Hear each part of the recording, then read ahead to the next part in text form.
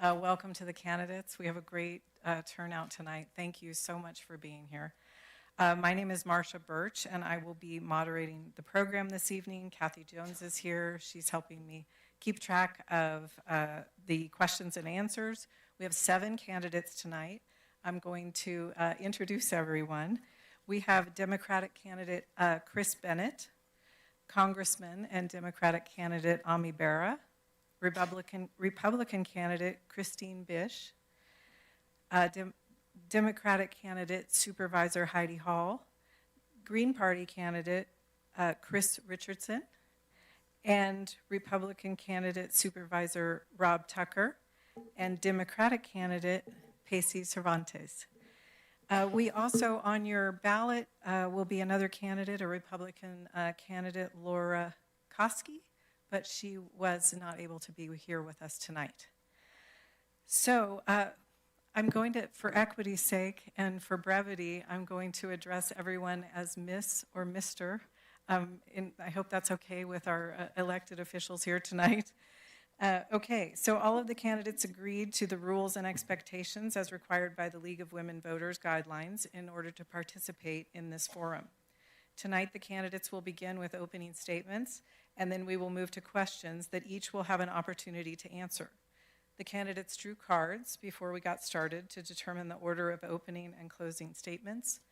Opening statements will be 1 minute long, and closing statements will be 2 minutes. In answering questions, the candidates will have 1 minute.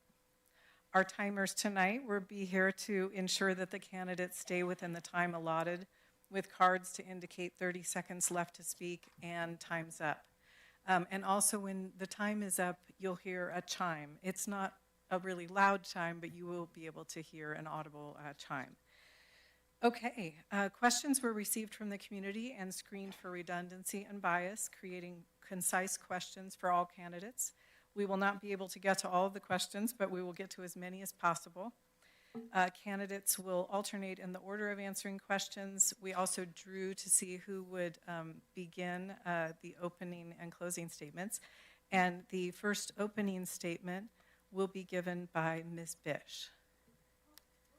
Oh, you wanted to go last, that's correct. Okay, so Pacey Cervantes will be giving us his opening statement. Just want to make, okay, it's good. Hi, everyone. Thank you so much for making it out. Thank you for doing your democratic diligence of making sure that you are informed about the candidates. I'm Lyndon Pacey Cervantes. I go by Pacey Cervantes. That was my stage name on the radio. I was on 105.1 KNCI, now 100.5, V101, KFBK in the end for 15 years. I've been a trusted voice of the community. I've gotten this community through COVID. I've gotten this community through fires, through floods, through heat waves, and so much more. I am running for Congress because the federal healthcare system failed my mother. She died because she could not afford the life-saving care that she needed. So we desperately need to expand affordable healthcare, moving towards Medicare for all. I also believe in expanding affordable childcare. And also, as many of you guys in this area know, PG&E is not the best company. So I'm looking to take PG&E from a for-profit system to turn them into a not-for-profit community energy provider. So, CervantesForCongress.com. Thank you, and now we'll go to Ms. Hall. Thank you. My name is Heidi Hall. I'm running for Congress to fight for the community where I've lived and served as your county supervisor for the last 9 years. When Democrats retake the majority, I'll work with them to stop this administration in its tracks. Trump has demolished the institutions that protect us, and we will need to rebuild. But we cannot go back to the way things were before. We need to build something better. For 3 decades, I've built programs to protect the environment while working at the EPA and the Department of Water Resources. As supervisor, I've delivered where sitting politicians have failed, building a homelessness program from the ground up. I've worked with the critical institutions that Trump destroyed: FEMA, EPA, the Forest Service. I know what they do, and I know what's been lost. This isn't just a campaign for me. It's a continuation of the work I've given my life to. I'm asking for your support, and I'd be honored to have you join me in this fight. Thank you. Mr. Richardson. Good. This is the 6th time I've run for Congress, and I have been a problem solver and a biologist and a number of different service-oriented jobs. And I have plans for how we can solve an awful lot of our problems. In fact, some of the problems that are coming up, well, single-payer health care would be a really big plus. But we seem to have taken it away from the Venezuelans. Isn't that nice? And we've ruined Cuba for it because they were trading oil for doctors to Venezuela. And we've taken it away from them. Isn't that nice? Thank you. Thank you. Mr. Tucker. Yeah, thanks everyone for being here. Thanks for the hosts. I'm Supervisor Rob Tucker, and I want to welcome all the candidates as well. I know only a few of us live in the district here, so welcome to District 3 and Nevada County. And I'm kind of the opposite. I was born and raised here in District 3. I attended public schools, ran a business for 20 plus years. I'm raising my kids here and now currently serve as an elected here in District 3. And I am so local that my birth certificate actually says no address, no place, just a residence off Highway 49 next to the Golden Chain Motel. So that's me. I'm as local gets. Y'all passed the Golden Chain Motel on the way here, and I'm going to work hard to make sure rural California is represented in Washington in January. So thank you for your support. Thank you. Mr. Bennett. Oh, there we go. Is that better? Okay. Yeah. Good evening, and thank you to the audience and to the League of Women Voters for your tireless commitment to preserving and strengthening our democracy. I'm Chris Bennett, a disabled Army veteran and officer, and I have a leadership background in computer science, data analytics, and cybersecurity, and a Master of Business Administration from UC Berkeley. I was inspired by my parents to be a critical thinker and to graduate from the United States Military Academy at West Point. And I was also inspired by Bernie Sanders to be a change maker with a better vision of the future. I'm part of a growing movement fighting for people, not billionaires, an economy where our basic needs are met, including Medicare for all, the codification of reproductive and human rights, and the end to needless violence. In short, we're organizing for social, economic, and environmental justice. I'm proud to say that our campaign is the only one in this race calling for these things from the very start, and it's truly grassroots, powered by hundreds of organizers and volunteers like you. I'm excited to speak more about our platform with you today, and hope you'll join us as we fight to take back our democracy. Thank you. Mr. Barra. Thank you, and thank you again for being here and putting this on. And thank you to the candidates. It's not easy to run for Congress, so I appreciate the hard work that everyone's doing. I'm Ami Barra, lifelong Californian. My parents immigrated here from India in the 1950s, product of our public schools. My mom was a public school teacher for 35 years, a physician by training. I paid $393 a quarter to go to medical school.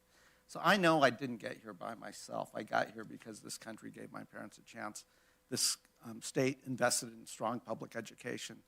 I'm a Democrat because it is our obligation to give back to that next generation. And far too many families currently are struggling just to do the basics: food, shelter, clothing, pay their utilities, having to decide on health care versus utility bills versus putting gas in their car. We've got to fix this, and it's going to take Democrats to fix it. That's why I'm running for re-election. I look forward to getting to know this district. I look forward to getting to know all of you, and I look forward to what we talk about today. Thank you. Thank you. Ms. Bish. Hello, my name is Christine Bish, and I am a candidate for California's 3rd Congressional District. Now, just to give you a little introduction to me, I was born and raised in California for a little while. I've actually been back and forth across the country 3 times, and I never attended the same school twice until I got to high school. And what that did is it gave me a taste of America and how so many of us live, and we ended up in California. We're here because this is what we call home. Whether it's the weather, the industry, the people, this is the place I chose to raise my family.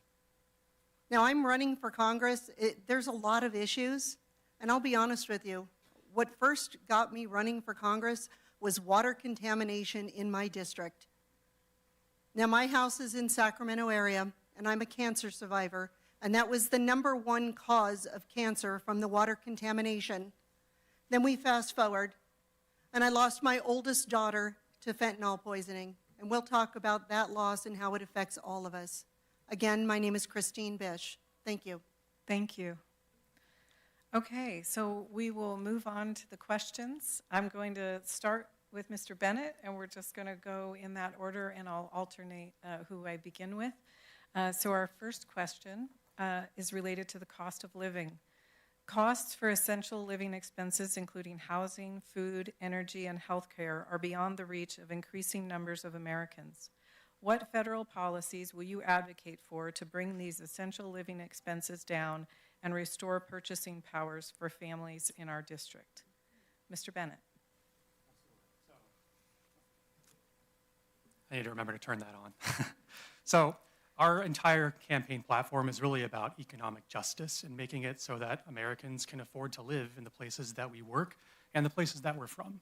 That's why our policies are built around things most of us agree that we should already have.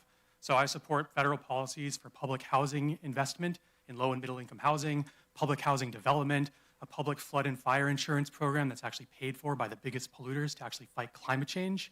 I support passing an inflation-adjusted livable minimum wage because since 2009, the federal minimum wage has stayed $7.25 an hour at the federal level, which is insane.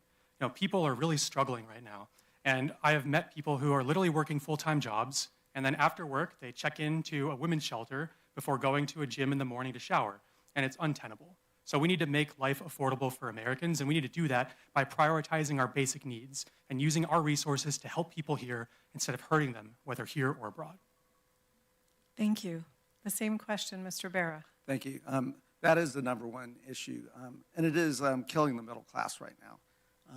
Yeah, having to choose between whether you could pay for utilities, your rent, mortgage, healthcare. First thing we have to do, and we voted multiple times to extend the ACA subsidies. That's not a long-term solution, but that is going to provide immediate relief to millions of Americans. Second thing we need to do on the healthcare side is we do need to get to universal coverage, where every American has basic coverage, whether you're 20 years old, whether you're 100 years old. Third, we do have to, why do I pay one utility rate in Sacramento County? Because we have a municipal utility district, and those that have PG&E, an investor-owned utility, pay sometimes twice as much as what we're paying. That is crushing a lot of Americans. It's not just a Sacramento or a California issue. Third, when I'm up here, the cost of fire insurance is also crushing a lot of people. We've got some plans on how we might create a reinsurance market to lower the cost, but we don't want to just do that for the insurance companies. We want to do it for the consumers. Thank you. Same question, Ms. Bish. Okay, affordability is on the ballot, and it's everything from the cost of our utilities, the cost of gas, and the cost of groceries, you name it. How we live, where we live, that's what's on the ballot. Now, I do have a plan to address these things. As far as our utilities go, I have a plan to reactivate Rancho Seco with modern technology to give us clean, affordable, renewable energy. We're seeing this in the current administration where they've reactivated 3 Mile Island. I've also authored a bill to go to Congress. It's called the Wildfire Act, and it's modeled after national flood insurance that'll get us out of California FAIR Plan and into a national fire insurance plan that also covers breaking remediation. So we're not waiting to see if there's another wildfire, because we know there is going to be one. It's not if, it's when. And this is to help everyone, not only in California. Thank you. The same question, Mr. Cervantes. It's going to be tough to get to everything that's wrong with affordability in 1 minute, but I will try. We definitely need to expand Medicare because private health care is just not doing it. We definitely need to expand affordable child care, moving towards universal child care, but first subsidizing it for sure. My main thing is I have a personal grudge with PG&E. They just suck. So PG, as everyone I'm sure in this room can agree with, PG&E is not only a huge reason our utilities are expensive, but is a huge reason why a lot of us have to pay fire insurance just to live in this beautiful area. I unfortunately do not live in this area. I wanted to, and I looked into it, and the fire insurance pretty much doubled a mortgage, and I was no longer able to qualify for a loan in order to come move up to Nevada County. And the fact that you guys have to deal with this just to stay in the area that you're in, that you grew up with, is insane, and PG&E is liable for many of the fires that are causing those fire insurance premiums to go up. So those are just a few of the things I plan on doing. Thank you. The same question, Ms. Hall. Yeah, thank you. The first thing we obviously need to do is repeal the billionaire's tax cut and institute a wealth tax so that we're bringing money back in and investing it in the working people where it belongs. Then we need to invest more than we already are in affordable housing, which I've worked on as a supervisor. We want to invest in universal child care. We want to invest in the insurance crisis, which I have worked on for the last 3 years, leading a statewide work group of counties and coming up with solutions and actually testifying in Sacramento.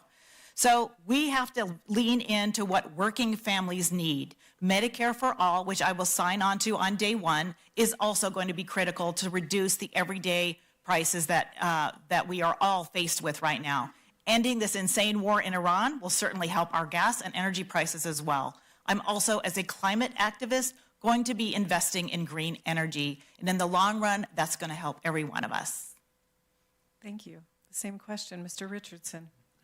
Yes, I have a very interesting plan. I have been in conversation with SMUD about setting up an intelligent grid. And instead of buying oil to power generators, we will begin with magnetic engines that can be distributed to the different locations so that, you know, they're trying to get you to join, boy, that was quick, join, you know, have a battery in your home. The problem is solar only provides 5.5 hours of power a day, and that's not enough.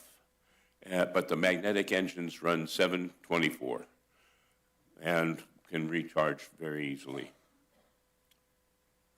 You haven't stopped. Okay, great. Now it's done. Thank you. And the same question, Mr. Tucker. Thank you. With Mr. Richardson saying he ran 6 times, I think I counted over 30 times just the panel alone has run in a primary or general for Congress. Things never change here. We've got a sort of test case with California. It's been a one-party rule for 16 years. A lot of the same policies that I'm hearing up here have been implemented in California, and look where it's got us. We've got the worst affordability, the worst schools, despite spending the most money, the worst homelessness, the highest cost of living. So I would offer that the high cost of living in California, far greater than our neighboring states or anywhere else in the country, has to do with the policies here in California. And we need to implement policies that are going to bring down the cost of living, not every 2 years say that it's an issue, and then move forward with policies that do the opposite. Thank you. Okay, we'll move on to the next question. This question is about healthcare. The U.S. has the most expensive healthcare system in the world and the poorest health outcomes compared to other developed countries. Congress and the Trump administration recently made major cuts to Medicaid and Affordable Care Act subsidies, reducing healthcare access to millions of Americans. What is your proposal to ensure all Americans have access to quality healthcare coverage at an affordable cost? And we'll start this question with Mr. Barra. Thank you. I'd clarify, Republicans in Congress passed that bill. Every Democrat in Congress, including myself, voted against that bill because we knew those cuts would be devastating to many Americans, including Republican Americans in rural communities because they rely on Medicaid. What I would do is I would actually go to universal coverage. Every American should have basic health care coverage, create a basic policy for a 20-year-old, one for a 40-year-old, one for a 60-year-old, cover preventive services, and cover what we know works. That'll actually lower the cost I would then focus on the 15 or 20% that really do have chronic conditions, chronic illnesses. We do a really poor job as a doctor managing those conditions. I would take the federal resources and really drive them into better management of that population, getting better healthcare outcomes. It's not about more money, it's about where the money is going. We should take the profit out of it. We should have a not-for-profit healthcare system that is about quality and outcomes as opposed to about making money. Thank you. Same question, Ms. Bish. Okay, well, I'm going to say I'm opposed to universal health care just as much as, or universal health insurance, which is not health care, because we've already seen a microcosm of that, and it's called California Fair Plan, where you only have one choice, and it's not affordable, and it doesn't work. So what we need to do is we do need to make changes, and part of that is happening now by exposing waste, fraud, and abuse. And we're seeing kids with cell phones exposing Medicare fraud, daycare fraud. We get rid of the waste, the fraud, and the abuse, and have full transparency in our medical billing systems. Right now, we have a different cost. What I pay for an aspirin in the hospital is completely different from anybody else in this room. We need transparency, fixed pricing, and that's how we get Medi-Cal and Medicare under control. And we have to remember that we're talking about the federal plan. This isn't just about California. As a representative, we are a single vote. Thank you. Thank you. Same question, Mr. Cervantes. So it's interesting that you do say that we have the most expensive health care in the world. We are the richest country, and we are the only country where people have to actually file for bankruptcy because of the fact that they cannot afford their life-saving care. Like I said, my mom died because of all of this, and this is very personal to me, which is why expanding Medicare to include going towards Medicare for all is the only way to do it, because we are the only country in the world that doesn't do that. We've tried it for decades, and it just doesn't happen under private healthcare. So Medicare for all is definitely where we want to go for. I would first sign on to lowering the age to 55 and then moving that age down so that we don't have an economic complete chaotic mess when doing it all initially. And I would say that most people in Congress right now are paid for by Big Pharma, which is why they won't sign on to expanding Medicare, especially going towards Medicare for all. I will refund any single Big Pharma PAC corporation person that donates to my campaign, and that is a promise. Thank you. Same question, Ms. Hall. Yeah, thank you for that. This healthcare system is broken. It is broken badly. And there's no excuse that Congress has not done anything to make it work better all these years. Everyone sitting in Congress right now is culpable for that. I will sign on to Medicare for all. 52% of the Democrats signed on to the last Medicare for all bill. It is not a fringe issue. It should be something that the Democrats are championing right now. I will also codify reproductive health rights, because women should not have to fight for that over and over and over again. And as someone who's worked here in the rural area, our rural hospitals and clinics are already hanging by a thread. So we need to invest in those clinics and those hospitals in helping them staff up to make sure that we don't have to drive 2 hours just to get regular health care. I'm very disappointed in the way that Congress has not moved forward after they instituted Obamacare. That was their chance to do more, and I sure hope I don't have to hear all night. Congress should do something about it from people who could. Thank you. The same question, Mr. Richardson. Okay, what is the difference between socialist medicine and capitalist medicine? Socialist medicine gets the patient well. The for-profit does just the opposite. It keeps you sick. And, treat only symptoms, effect no cures. And that's the problem. And this is what we took away from the Venezuelans when we took over Venezuela. And they were trading oil to Cuba for doctors. And that's how they had single-payer health care, and we do not. Isn't that wonderful? And now we've done it to 3 countries. Isn't that wonderful? Okay. Thank you. Same question, Mr. Tucker. Yeah, the cuts that people are referring to came after the greatest expansion in that area in our lifetime under the Biden administration, and the outcomes didn't get any better. So expanding these programs, spending more money does not work. And in fact, it puts the future of these programs in jeopardy. We're heading for a cliff. So I believe the answer is we need to become more efficient. We're not going after the care for seniors and the vulnerable who the program was intended for. These programs were intended for. We're going after the bureaucracy, the waste, and there's a lot of it.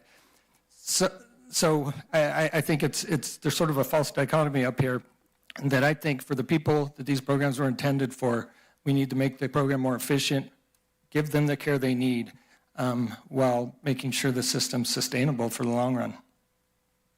Thank you. And the same question, Mr. Bennett. Yeah, I worked in healthcare for about 5 years, so I've seen how our system profits from misery. I think that we made a deal with the devil when we did the ACA, but it did expand coverage for millions of people. But we need to go further than that. We can't keep stopping there. I support single-payer universal health insurance with Medicare for all, and it needs to cover vision, hearing, dental, gender-affirming, and reproductive care in line with scientific and medical consensus and empirical data. I think we need to rein in big pharma companies. That means capping profits on drugs that received any taxpayer funding, banning direct-to-patient advertising, holding these companies accountable for creating the opioid epidemic. I also think we need to expand the medical workforce. That means making public universities, trade schools, and colleges tuition-free, so anyone who can get into a medical school or a nursing program doesn't have to take on endless debt when they're trying to do something that actually helps people. We need to make it so that no one has the ability to make money by saying, how much money are you willing to pay to keep your loved ones alive? No one should have that kind of power. Thank you. So the next question is regarding energy and climate. In your view, what energy sources should U.S. policy emphasize and why? Would you favor traditional fossil fuels or push for development of renewables or nuclear power or a combination? And the first answer will come from Ms. Bish. Thank you. Well, this is something I've put a lot of thought and research into. We live on a fossil fuel economy. It's the basic, the water bottles that you put on the table. Everything in here comes from fossil fuels, so we can't ignore that. Where the food, the water that's pumped, how food gets to market, it is all based on fossil fuels. However, I do look forward to clean, renewable nuclear energy. And I see this with modern technology, we have the ability to do this. I also want to see us here in California, build the Auburn Dam and generate not only water storage, but that clean, renewable energy that comes from the power plants that are generated there. We need to raise Shasta Dam, increase water storage. All of these things, all of these procedures help empower California, empower the United States in moving forward. Thank you. Thank you. Same question, Mr. Cervantes. Yeah, definitely have to move away from fossil fuels because it is destroying our planet. I will say this, and I've said it multiple times today. Obviously, I do not like PG&E, if you guys could tell. The companies, the energy companies that actually do the best moving towards renewable energy are community-owned, not-for-profit providers, such as, if you guys are familiar with SMUD. SMUD actually makes sure that any type of new energy that they go toward, it is renewable. PG&E does not care. They just go towards whatever is more profitable for them. So obviously bringing back the tax credits, I personally would not have been able to afford the solar panels that I have on my house without the tax credits that were there that were taken away. Same thing with my EV that I have. I would not have been able to afford my EV truck that I have without that tax credit that, of course, this current administration took away. So doing tax credits is the way to do it because that you can see when the tax credits went away, then EV sales dramatically slowed down, and that is why we're going back to more fossil fuels. Thank you. Same question, Ms. Hall. Thank you.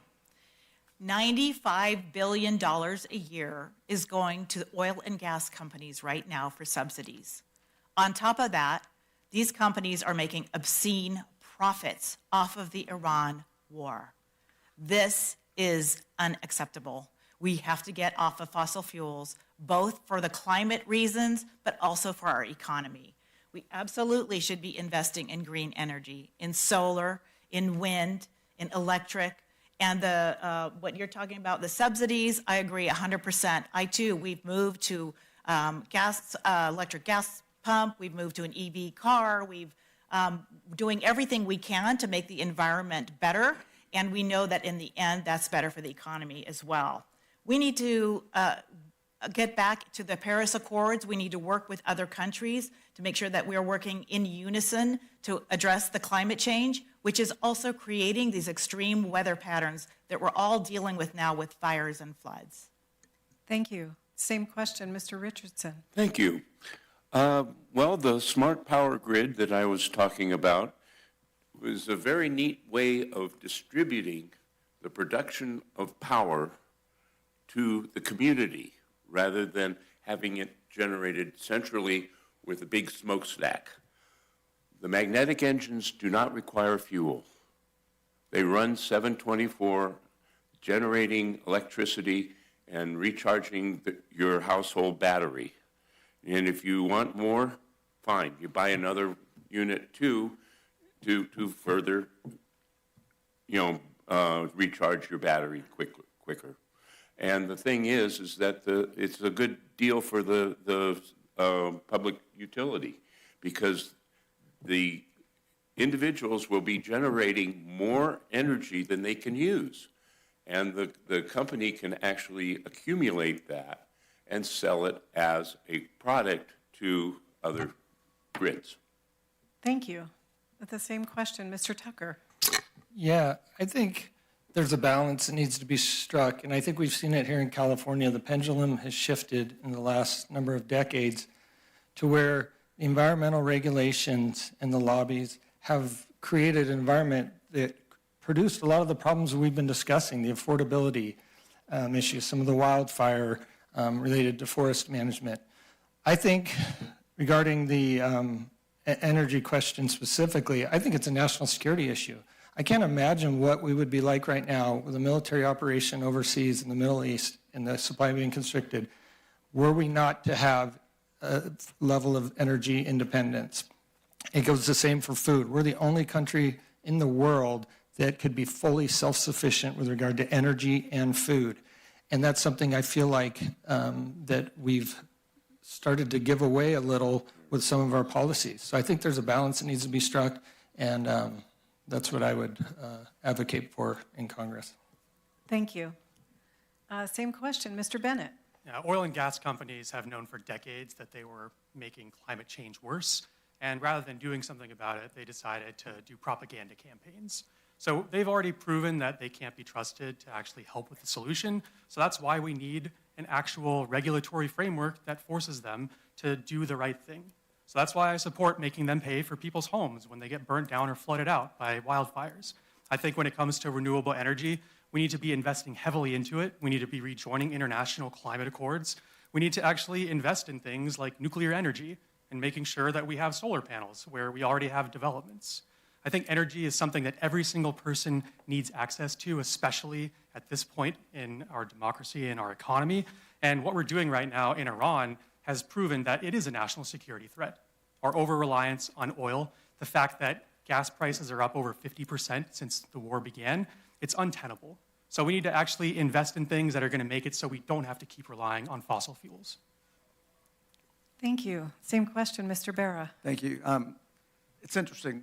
Most of us actually agree on a lot of the same things, that we do need to start making this transition off of fossil fuels to cleaner, renewable sources of energy. It will take subsidies. It will take massive investment. I also agree with Ms. Bish and Mr. Bennett. Small modular nuclear is a component of that. It's not commercially viable right now, but we can do that. Hydrogen's a component of that. Obviously, geothermal, solar are all components. Electric vehicles are a component of that. We passed the largest investment in climate change in renewable energy, in these new energy sources, in the Inflation Reduction Act. That was a down payment to make that transition. The Trump administration has impounded or withheld a lot of those funds illegally, in my mind, in many cases. That's a starting point, but that's not an ending point. We have to make those investments if we actually want to preserve our future and address climate change. Thank you. Okay, our next question is regarding fire protection. Earlier this year, the administration made major cuts to staffing at federal land management agencies, eliminating over 1,500 positions in California alone. Critics argue that the cuts gut federal agencies' ability to protect California from wildfire. Meanwhile, insurance companies are making significant increases in insurance premiums or refusing to renew policies. What specific actions will you take to restore wildfire protection initiatives in Nevada County and across California's 3rd Congressional District? And the first answer will come from Mr. Cervantes. And a surprise, it's going to be about PG&E. Are we shocked? Again, I have a personal grudge. I genuinely believe if PG&E were a not-for-profit community-owned energy provider, the $2.37 billion that they made in 2024, the numbers are probably higher in 25 and 26, we would not be having this fire insurance issue right now because they would have grounded all of their lines decades ago, like SMUD did and like other not-for-profit community-owned energy providers did. So that to me is my main thing, is making sure that PG&E is held accountable instead of passing the settlements that they've had to pay out onto their consumers, which once again, not only are we screwed by fire insurance, we're now screwed by utility costs. And that brings us right back to affordability, as everything does. Utilities would be less, fire insurance would be less because we would have less fires. Because I understand about the forest management, but PG&E causing most of these fires is really the main problem in California and this district. Thank you. Same question, Ms. Hall. Thank you. For the last about 7 years, I've been working with counties, rural counties up and down the state, to look at better ways to manage our forests and to staff up our agencies that manage our forests. We've got to staff them higher than we ever have before, and we need to make sure that our national forests are having work done within them to mitigate the overstock of over 100 years that's surrounding our rural areas. In addition, we have to make it easier for people in communities like these to do their home hardening and their fire-wise mitigation, and to provide areas where the cities can be protected right outside of the cities in the unincorporated areas. There is funding, there's been funding for that available lately. They need to keep that up, and they need to invest much more in that. In addition, the wildfire insurance crisis that we've talked about, we know that when we do the work on the ground, insurance companies benefit by reducing the risk from 40 to 60%. That's from their own studies. Those insurance companies need to pass those savings on to those of us paying for those insurance claims. Thank you. Same question, Mr. Richardson. Well, it seems like my fellow candidate here has put a finger on it, and we really need to get the insurance companies to start passing on the savings that they've been accumulating, and really helping get the support to the people again, and so they can actually accomplish living here. This is a big issue, no question about it. Thank you. The same question, Mr. Tucker. I only have 1 minute, so I won't spend much time, but I do want to compliment my colleague Heidi for the amount of work she's done on these issues on the federal level. In my mind, a lot of these issues you're talking about are policy related. The lack of proper forest management for decades, which were policy decisions, is what has created a lot of this wildfire issue. And I would say prior to the cuts that people are referring to, we were fully staffed for decades and decades, and the management practices weren't what they needed to be. So there was a problem there. So it's not about expanding necessarily the amount of money we put into it. It's having that money be more specific. With regard to insurance, it's a huge issue. Once again, this is an issue largely specific to California with the policies. We've got an elected insurance commissioner. So on the federal level, I think we need to work with California, and I won't use the word pressure, but get them to solve these problems, because wildfire and insurance are two issues that, in my mind, have been created by poor policy for the last couple of decades in California. Thank you. The same question, Mr. Bennett. And we know that the fossil fuel companies, the biggest institutional polluters, have really externalized all of the losses onto the people least responsible, especially our global south and rural communities. So, I've spoken to the Penn Valley Fire Department.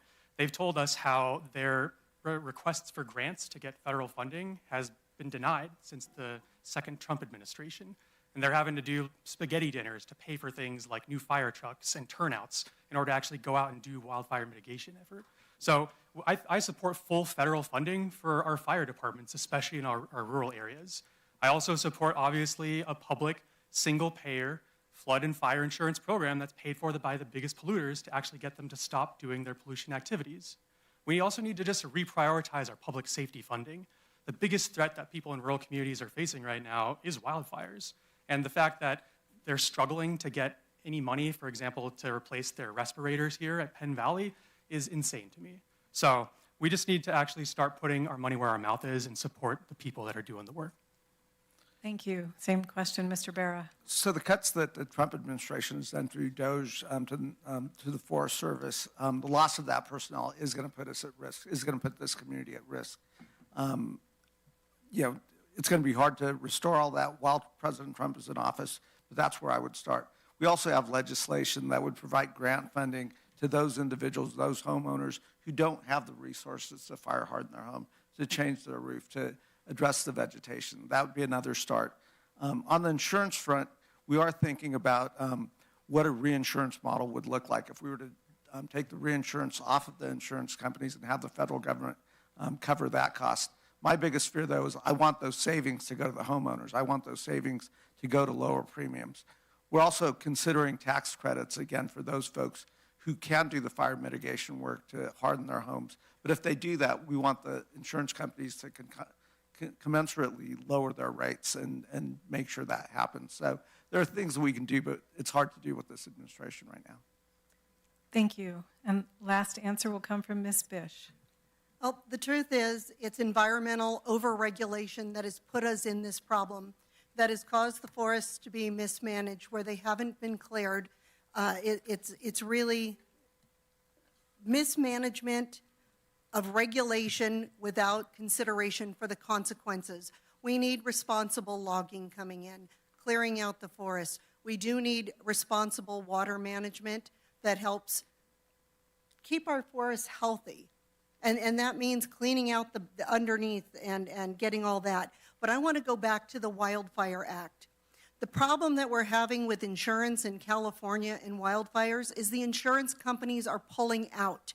Most of us are stuck with California Fair Plan, and it's not fair and it's not affordable. And that's why I'm modeling the Wildfire Act after national flood insurance.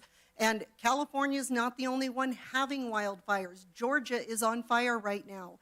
This is a national problem, not a California problem, and that's where your representative in Washington, D.C. can make a difference. Thank you. Okay, our next question is, yes. Yes.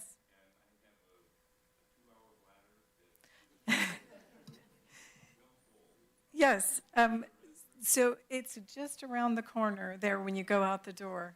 Can I go too? Because thank God he asked. Yes, that's fine. We'll take a little pause. I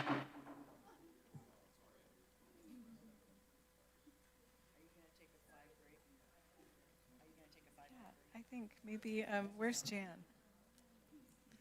Yeah, so don't go too far, because as soon as they get back, I'm going to start again, or we won't get... Okay.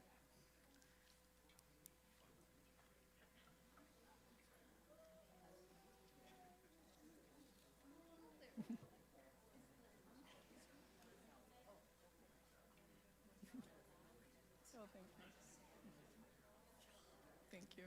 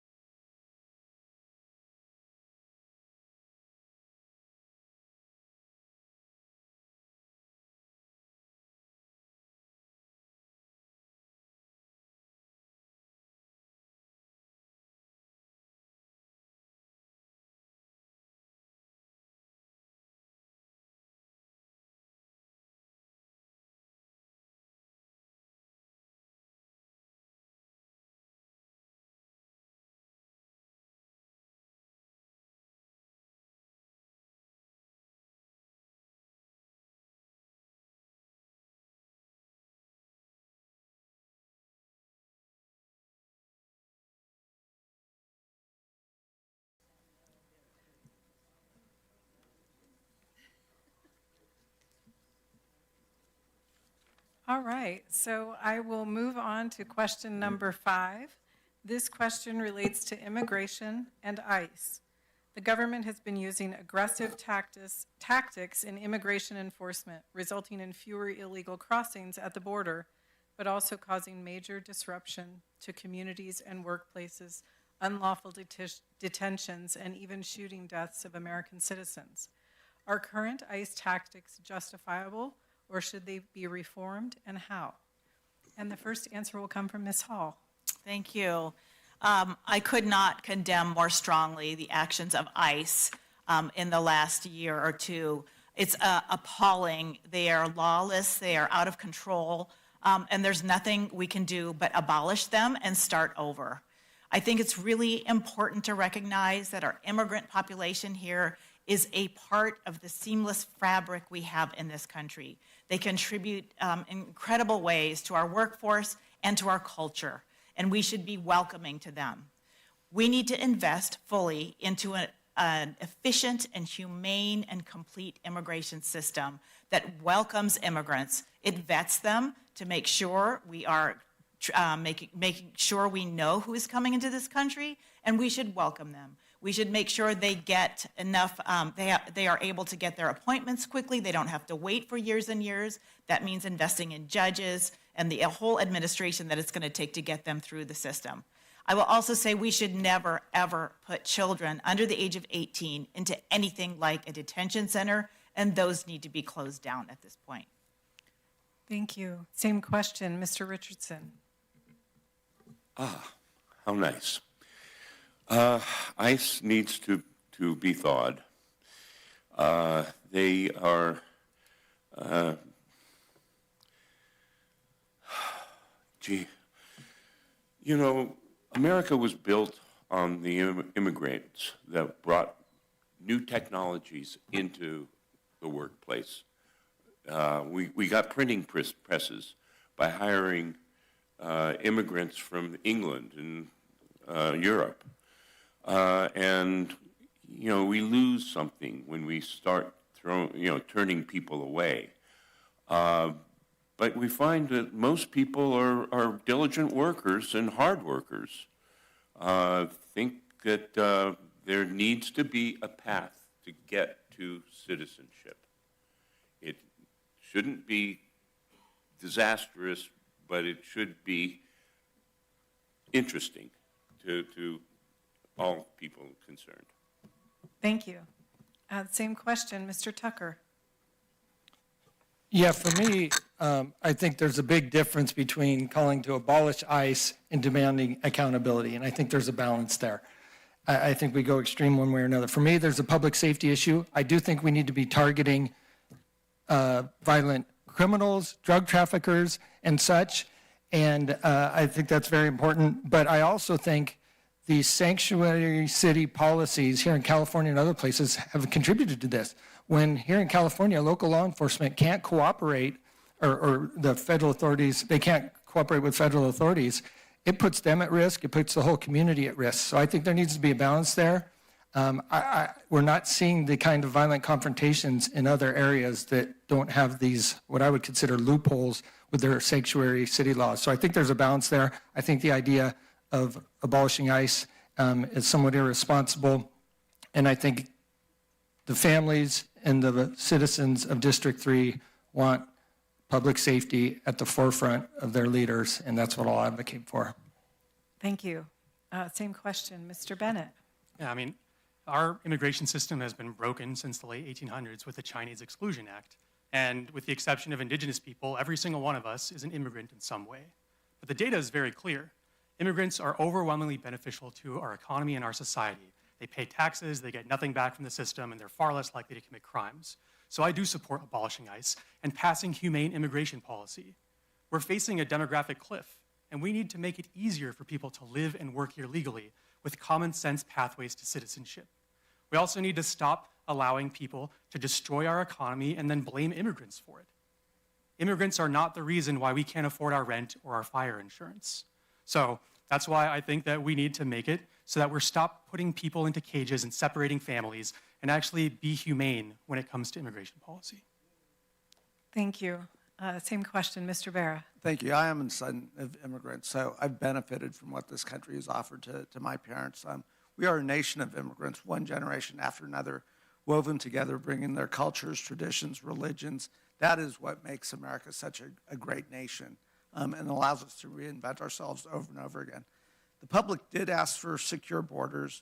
I think the public is fine if you're targeting violent felons or criminals. Nobody in the public asked for folks in unmarked cars in masks, not identifying themselves to kidnap people, to have American citizens murdered in Minnesota.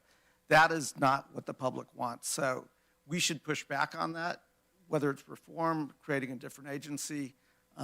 That is not working. The American public has spoken pretty loudly. We voted repeatedly not to fund ICE in recent years. The Republicans are going to work around it. And we do have to fix that, because that is a shame, that is illegal, that's criminal. Thank you. Same question, Ms. Bish. This is a very personal issue for me. I am in favor of keeping ICE and our immigration control. Now, at my opening, I briefly talked about my daughter, Kara, and the illegal drugs that were trafficked over the border. They came in, they were easy to get, they were cheap, and it cost me my daughter. I would challenge anyone in this room to tell me that you do not know someone. If it isn't someone you love, it's somebody you know, it's the neighbor down the street, the kid that was on the football team. We all know someone who has died because of this crisis. And it is the Immigration and Customs Enforcement that is protecting us, that's taking control of this. Now, sanctuary cities, they're getting in the way. Now, I'm going to argue that we have had, since as long as I can remember, politicians on both sides of the aisle inviting people here, inviting them to break our laws. So we've got to come up with some changes. And that's not a path to citizenship, but that's a path to a green card. Those are work visas. And treating people, they're not here as our servants. They are here to work with us and work with our communities. And if it's part-time and then going back to their country of origin, but I am in favor of a path to a green card for people who do obey our laws. Thank you. Same question, Mr. Cervantes. So I spent this whole time trying to think how I can make it about PG&E, but I couldn't. You asked, are ICE tactics justifiable? Absolutely not. We have 2 dead American citizens because of the ICE tactics that Trump has been using. And people are like, oh, what about Obama? He was called deporter-in-chief. Okay, well, he still did it in a humane way. They still got their due justice. We are deporting people without even them seeing a judge. That is insane. We are holding children in detention centers. Like Heidi said, we should not be holding children in detention centers. Do you understand the amount of trauma and PTSD and therapy that we'll probably have to pay for those kids in order to get over that PTSD from being held in these detention centers? A lot of people are saying that sanctuary policies are the reason that we have chaos. No, it's because Trump is using ICE as a political pawn in order to get his numbers up, just to show that he is tough on immigration. And what has that done for him? That has just plummeted his approval ratings. So obviously that is not what the people voted for. That is not what the people want. Thank you. Okay, the next question is regarding election integrity. Between the erosion of the Voting Rights Act and the introduction of stricter ID mandates, the rules for voting are shifting rapidly.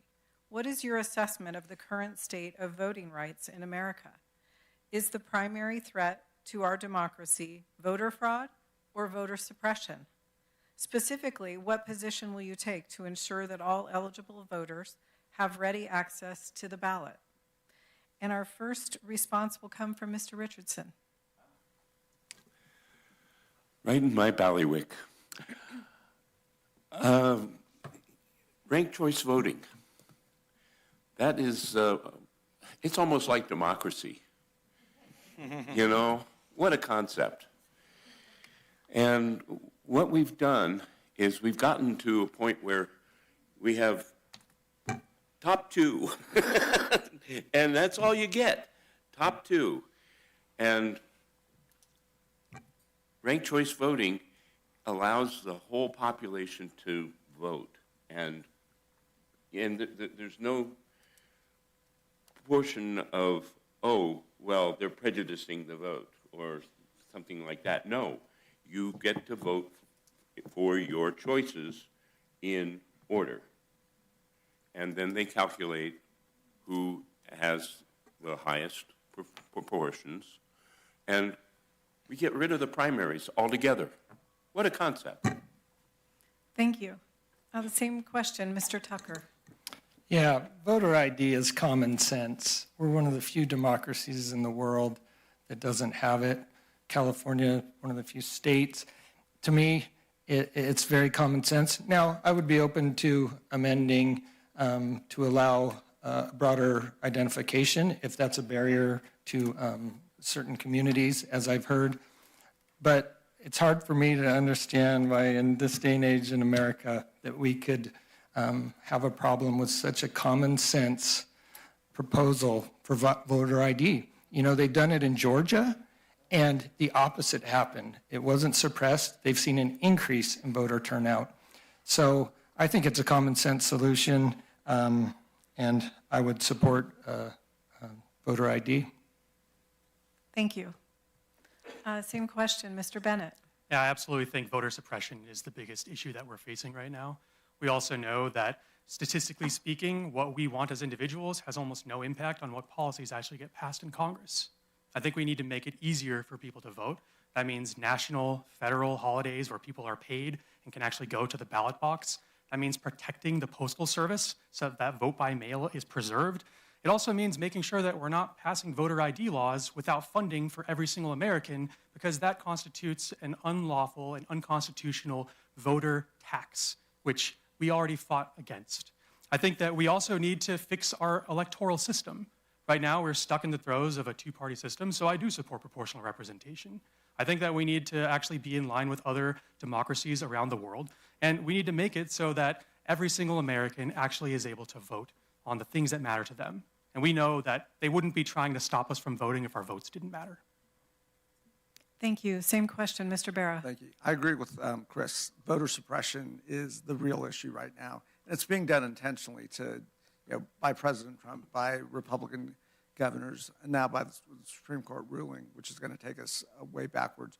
We know voter fraud is not an issue. 2020 presidential race was the most litigated presidential election that we've ever had. There was very little voter fraud that was exposed. Maybe less than 150, 200 people across this country. We should make it easier for folks to vote. We've done that in California. In fact, we've made it easy to register. We've made it easy to cast your ballots. You've got drop boxes. You've got vote centers. You've got vote by mail. All of us are getting those ballots. Again, voter fraud is not an issue. The issue is not enough Americans actually participate in our elections and cast that ballot. Regardless of who you vote for on this stage, cast your vote. If you don't vote, you lose your voice in our democracy, and that's how democracies die. So we've got to make sure every American who qualifies to vote gets that ability to vote. Thank you. Same question, Ms. Bish. Election integrity is the most important part of our representative republic. Now, I'm an election integrity hawk, and I like the rule of law. But right now what we have, I don't see it as voter suppression, it's voter confidence. Whether you believe that we should have an election season or follow the Constitution and have a single election day, it's served our country for almost 200 years. I remember when we elected Ronald Reagan on a single night, when you went to your neighbor's garage and cast your ballot. We can do it that way and restore voter confidence. Right now, we've got the same computers that we blame for credit card fraud and the waste, the fraud, and abuse, how money is hidden in government programs. Go back to a simpler system. Mail-in ballots are based on request or for people who are serving overseas. I wish to preserve our constitutional republic, our representative republic, with a one-day vote. Thank you. Same question, Mr. Cervantes. So the question is election integrity versus election suppression. We wouldn't even be having this conversation if we weren't having to fulfill an ego of a small-minded man, which is President Trump. He still, to this day, will not admit that he lost the 2020 election, and that is the only reason we are even talking about this at this moment. We should not be talking about this. We should absolutely be wanting to have the most amount of people voting. But you know what happens? Republicans lose when voter turnout is increased. So in order for Republicans to win, they need to decrease the voter turnout. What do? You suppress the vote. So election integrity was never really mentioned before 2016. He said it was rigged. He said it was rigged during the Republican primary in 2016. He also said that the Emmys were rigged when he didn't win for Celebrity Apprentice. So that being said, we shouldn't even be having this conversation because, like Representative Barra said, the amount of large-scale fraud is non-existent. Thank you. Same question, Ms. Hall. Yeah, thanks, Pacey, for calling that out. This administration is going after voter suppression on steroids, and it doesn't need to happen. The SAVE Act that is still being discussed would absolutely target women, particularly married women, and make it almost impossible for us to vote. That is insanity. That is going so far backwards. I can't believe anybody would actually support that. I think we also, fraud is minuscule. That's been shown, and the court's been challenged in the courts over and over again. We know that that's the truth, that's the fact. And voting rights should be expanded, and we should ensure that people have access. So people with disability, people who work long hours, we should make it easy for people to vote. In addition, the fact that we're in this gerrymandering war has also corrupted our system. I would look forward to the day when the state will go back to independent redistricting commissions, and I would support the federal government requiring all states to approach voting that way. Thank you. Okay, our next question is regarding war powers. The Trump administration recently launched a war against Iran without congressional approval, as required by the Constitution. So far, the war has cost 13 American lives and about $25 billion in taxpayer funds. If elected, what actions will you take to assert Congress's war powers in authorizing or denying military action? And our first answer will come from Mr. Tucker.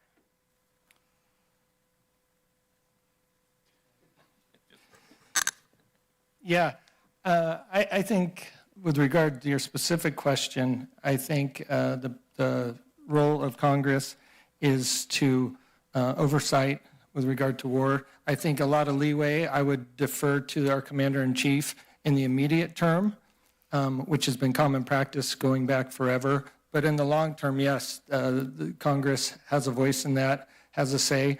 I'm not as worried as people are about a constitutional crisis. That's the way our system was set up, the three branches of government. It's happened with previous administrations, the Supreme Court overturning executive action, and that's kind of the way it was designed. It's not a constitutional crisis. We've seen it with the tariffs, and I give more leeway to military action, but with the tariffs, Congress and the Supreme Court found them to be that the administration overstepped its power. That's not a crisis. That's what the checks and balances were designed for. And with regard to war, Congress does have a vital role, but I think during wartime, in those initial days, we need to give deference to the commander-in-chief. Thank you. Same question, Mr. Bennett. Yeah, I actually served this country in uniform, and I am horrified by what we are doing in Iran. We have understood for a very long time now that the president is not supposed to be able to declare war unilaterally. It's literally in the Constitution that Congress declares war. And the War Powers Act is basically an abdication of their duties, which means that now we can play these word games that say, oh, it's not a war, it's a conflict, it's a police action, et cetera. So I think we need to claw back all of the powers we have divested to the presidency. I think we need to make it so that we are no longer funding unlawful offensive wars of choice. And we need to stop sending our sons and daughters off to die for foreign countries, territorial ambitions, or to steal oil from other countries.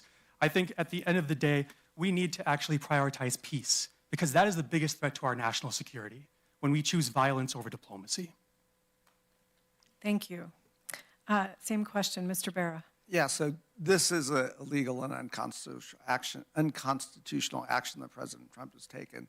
The War Powers Act does not give the president the ability to take us to war unless there's an imminent threat against the United States or our assets. The president has not defined that imminent threat. I'm on the Intelligence Committee. There was no imminent threat. President Trump chose to take us into this war. It is costing us $1 to $2 billion a day. We voted twice now to restrain and rein in his ability to continue this war. We need 3 or 4 Republican votes to vote with us. We will continue reintroducing this until we get those votes and have that ability. They will come to us and ask us, Hegseth has said he wants $25 billion. I hope every Democrat and Republican votes against that. That is the power that we have at this point. We're coming up on, we've just passed 60 days. That is the extent of time the president, if this was a war powers thing, he now has to come to Congress. This is a war. It's not what President Trump's saying it is. Thank you. Same question, Ms. Bish.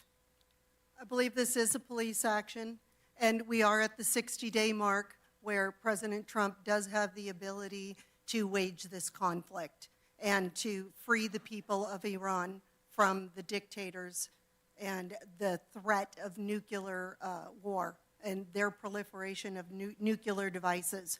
So now the next step is where the president does have to go to Congress and ask for an additional 30 days. And on that one, I would tell him, it's time to wrap it up. You have had the time, you had the 60 days that you had the constitutionally ability to wage this conflict. I would grant him the additional 30 days and tell him this needs to be taken care of. We do have resources, we have allies in the Middle East, and this is their conflict to pick up from here. Thank you. Same question, Mr. Cervantes. You guys, I am tired. I am tired of America acting like we are the police of the world. Can we just let someone else handle it for a chance? Maybe Europe, I don't know. That's an idea. But when it comes to this, of course, Trump he shouldn't have ever been able to wage war on Iran. Well, the funny thing is, for the longest time he says, oh, this isn't a war. And now half of his cabinet is calling it a war. So the thing about it is, I'm not a fan when any president strikes a country without congressional approval, at least approval from the Gang of 8. That being said, I don't think there has been a president in my time that hasn't done a strike without congressional approval. I believe Biden didn't, but that's probably a little bit up for debate. And funny thing is, Democrats actually can criticize our own, because I didn't like it when Obama did it. I didn't like it when any of the presidents in my lifetime have done it. And I believe that we need to actually rein in their power and make sure that they need approval, at least from the Gang of 8. Thank you. Same question, Ms. Hall. You know, my father, both of my uncles, and my oldest son are veterans, and all of them, across a political divide, would be appalled at what's happening right now in Iran and what we've done with this role that Congress was given in the Constitution to declare war. This president declared war without making the case to the public, without making the case to the representatives that speak for us, without asking for their approval. And he's gone far beyond a strong executive power. He's gone well into authoritarianism. He's behaving the way we see authoritarians around the world behave. And the more we let him get away with it, the more this Congress is not pushing back harder on all of this, the more he's going to do. We have to fight this so hard right now. We need to stop everything this administration is doing until they start behaving legally and in a constitutional manner. And that includes with regard to the war powers. Thank you. Same question, Mr. Richardson. Well, this is a very interesting situation because we started the Ukraine war back in 2013. And we provided tons of weaponry to them. Mr. Berra provided $180 billion worth of weaponry to the Ukrainians. And then most of that went on the black market. It got sold to dissidents in Europe and in Central and South America and the Middle East. We need to stop our imperialism. It is killing us all. We cannot run another month of D-Day type intrusion into anybody's backyard. None. Thank you. Okay, The next question is regarding Israel and Gaza. The U.S. has provided billions in aid to Israel in support of its military operations in Gaza, Iran, and Lebanon. Critics argue the resulting destruction requires the U.S. to condition or halt aid based on humanitarian laws, while others believe unconditional support of Israel is vital. Do you support the current level of military assistance to Israel? Why or why not? And the first answer will come from Mr. Bennett. Yeah, so I went to West Point and I served as a field artillery officer, and they taught us about the rules of just warfare and international and humanitarian law. So when I saw after October 7th that Israel was carpet bombing apartment buildings, I could say those are war crimes, and if I had done that, I would be in Fort Leavenworth prison. So I think that we need to cut off all funding and military aid to Israel until they start complying with international and humanitarian law. I also think we should not be supporting them until they stop maintaining a system of apartheid against the Palestinian people. They have literally dragged us into a war with Iran that is killing tons and tons of people. It's causing prices for everyone to go up. It's also poisoning the air because we've bombed these oil fields. And for what? You know, they are the junior partner in our alliance, and somehow they are the ones who are the tail wagging the dog. So I think that Israel is a rogue state. I think they are the biggest threat to our national security right now. And I think that we need to cut them off until they start playing by the rules that the rest of the world is supposed to follow. And I'm against genocide. Thank you. Same question, Mr. Barra. Yeah, historically, I have been a pretty strong supporter of Israel. I can no longer support the Netanyahu administration. I can't support the way they prosecuted the war in Gaza.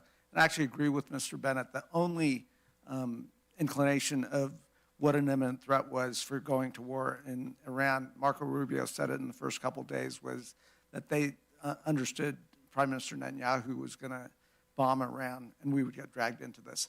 I agree. We're not the junior partner here. We're the United States of America. We make our own decisions and we do what we want to do when we want to do it. The Netanyahu administration needs to go. I've always been a strong supporter of a two-state solution. That looks far off in the distant today. So we've got a mess. We have a humanitarian crisis in Gaza. Starvation is not a tool of war. And those are all reasons why it will be very hard for me to continue supporting the defense of Israel in terms of weaponry. Thank you. Same question, Ms. Bish. Well, this isn't an easy one. I'm actually of Jewish heritage. And understand that that is the birthplace of all of us, of all people. Now, I'm going to say something that probably isn't popular here, that I do support what's going on. Prior to October, when Israel was invaded, where the children were snatched out of their beds, where a bunch of young people were killed at the music festival, there were a lot of people that were working in between Gaza and Israel. My husband spent a lot of time there, working there, and his cab driver, his escort, was actually someone who lived in Gaza and understood the working relationship they had. Now, this has to do with the authoritarian rule, with the terrorists who were running the Gaza Strip. And has it gone on too long? Yes, we need to fund this completely and put an end to it and start the rebuilding of Gaza as a community within the state of Israel. Thank you. Same question, Mr. Cervantes. Yeah, so in this case, I'm a lot less worried about regime change in Iran. I'm more worried about creating regime change really in Israel because like Representative Barra said, Netanyahu is the issue. Netanyahu has always been the issue for the decades that he has been prime minister of Israel, and he really needs to be the one to go. I'm not talking about a forced conflict of regime change. I'm talking about holding arms towards Israel, holding military weapons towards Israel until the government decides to re-elect a new leader that is not Netanyahu, because we will never have peace in the Middle East as long as he is there. We have become the United States of Israel. We are no longer the United States of America because Netanyahu really, I don't know what he has on Trump. Maybe he's in the Epstein files and Netanyahu knows. But the fact that Netanyahu essentially controls Trump and says, oh, bomb Iran. Oh, we're going to continue to bomb and flatten Gaza. Oh, okay, next, who are we going to bomb? Because Netanyahu wants us to bomb them. So that's definitely necessary for sure. Thank you. Same question, Ms. Hall. Yes, thank you. I think Israel has long abused its power in the region over Gaza, and it's increased its violence until it has become a genocide in Gaza, and now it's extending that into Lebanon. I thought there was a time under Biden when he could use his influence over the arms to ratchet back Netanyahu, but clearly he didn't, and I was deeply disappointed, and I'm not sure if that even would have helped. I do not support any more arms to Israel at all, against its genocide in Gaza, against its bombing of Lebanon, against its destruction of the regional balance of power in the Mideast, and we need to get out of that. We need to just get out of that whole area at this point. It's led to the Iran war, as other people have indicated, and we need a whole retrenchment and relook at our foreign policy. Thank you. Same question, Mr. Richardson. Well, this is a fine mess they've gotten us into. And, you know, the difference is I have friends who are Jews, and that's fine. You know, I've been to Sabbath with them, and the thing is that those people are not who is running Israel right now. It's a Zionist, and a lot of damage has been done to democracy in Israel.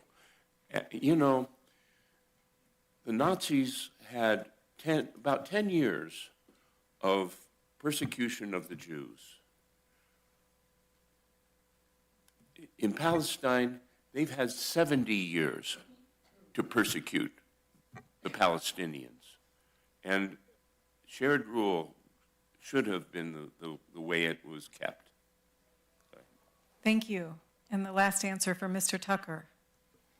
Yeah, I'm glad Chris mentioned October 7th because I think that's a lens that this entire more recent conflict has to be viewed through. Israel's the only democracy in the Middle East. We've seen on October 7th, and in addition to the Iran conflict, what the neighboring countries are capable of. Israel would cease to exist tomorrow if they weren't armed, and they're one of our greatest allies. I'm a strong supporter of Israel, and I would suggest that some of the things that are being said would kind of hint of anti-Semitism,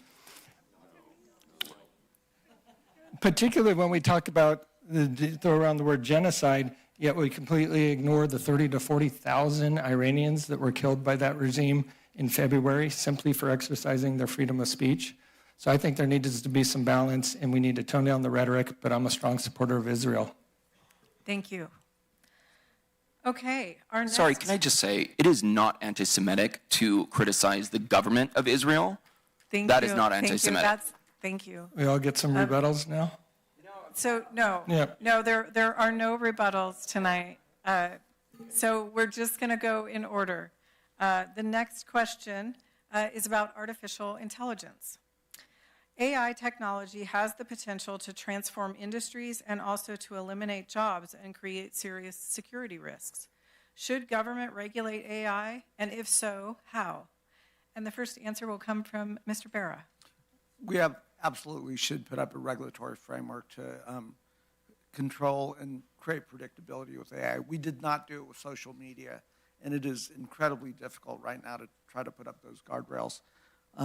I was on the AI task force. We pushed Mike Johnson to create a select subcommittee on AI so we can do our work in public, bring industry and ask the questions. AI is a transformative technology that could be used for good, but it could also be used for bad and be incredibly disruptive. We're not doing enough to talk about what's going to happen to the workforce disruptions. Is it going to put a lot of people out of work? What does that look like? How do we transition folks and give people the dignity of work, the dignity of a paycheck? And it's not just going to be lower skilled workers. In many cases, it'll be white collar workers that potentially are impacted here. It's coming at us really fast. We do have to regulate it. We do have to understand it. We do have to try to get the AI corporate sector to act responsibly as these tools are being rolled out. Thank you. The same question, Ms. Bish. How do you regulate what you don't understand? This is the birth of a new technology. And I speak from this as experience. My husband is one of the lead developers on Jaguar Shores. That's Intel, the company that started the chips that are building AI. This is something we talk about at the dinner table. We have laws in place to regulate what we understand, and that's putting false images of people, false images of children. But to try and harness it and regulate it, it's already out. It's moving forward. So it's making sure that we enforce the laws that are on the books. And as to social media and trying to rein it in, it was Congress that approved Section 230 that allowed social media, these private companies, to go forward without consequences for their actions. So yes, we do have to rein it in, but we have to enforce existing law and hold AI companies responsible. Thank you. Same question, Mr. Cervantes. So I actually did kind of like what Christine Bish said. How do you control what you don't understand? That's why it is a very, very thin line of crossing over to over-government control, because here's the thing, we don't want to lose the race with China when it comes to AI. However, China had a rare win recently. I will rarely appreciate what China does, especially from their government, but their courts did recently pass a law where companies cannot replace employees by AI strictly by just AI. Again, a rare win, but a win for China. So you're right, we cannot control what we don't understand, but we need to get ahead of it. Instead of, like Representative Barra said with social media, we're far behind it. We need to find ways in order to get ahead of the disaster that AI can create, because it can create amazing things, but at the same time, it can create humans' worst disasters. Thank you. Same question, Ms. Hall. Yeah, thank you. Undoubtedly, AI has some great things to contribute to the world, and it's out of the bag. It's not going away. But there are some serious negatives to it that need to be dealt with. I think we've already spent time in this country talking about the danger to labor, to taking jobs that people need to earn a decent living, and that needs to be regulated. We've also talked about the destructiveness of its unfettered use, the way it can be used to harm people, particularly young people, and that needs to be regulated. What we've just started to talk about more is the environmental destruction of these massive data centers that are having to be built to create the AI, to make sure AI even works.